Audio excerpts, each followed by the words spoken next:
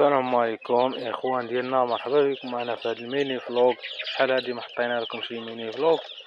المهم اليوم كتاب الله نصور لكم واحد ميني فلوق خفيف ظريف على الدجاج اللي عندنا. اللهم بارك. واحد التوليعه كما كتشوفوا. الدجاج ديالنا الله يبارك لنا فيه، اللهم بارك. ها هو خدام كياكل. ها الماكله حتى بقات عنده، يعني الدجاج شبعان الحمد لله.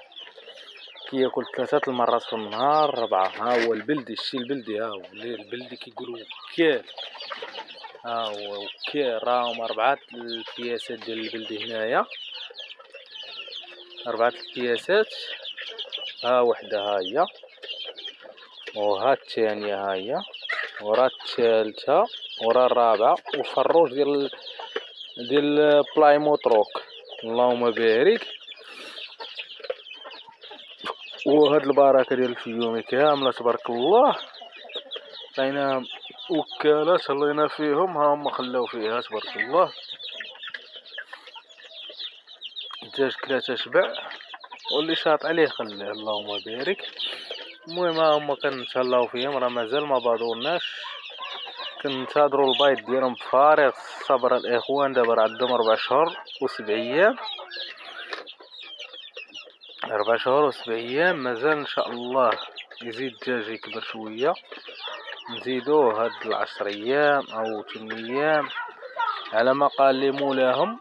خوتهم اللي كبر منهم، التفقيصه اللي كبر منهم عندها 4 شهور و13 يوم، عطاتو البيض. هنا راه عندي 4 شهور و7 ايام. حسبوا معايا الاخوان، نهار 5 في شهر 7. ايوا حسبوا معايا شهر 7 وشهر 8 وشهر 9 وشهر 10 وشهر 11. هذا شهر 11 راه فيه اليوم 8 ايام، يعني عندهم 4 شهور و3 ايام بالضبط. فهمنا الاخوان؟ دابا عندهم 4 شهور و3 ايام. عندنا هنا واحد القزاميه هي ما كبراتش، كتحماق على الماكله في الارض.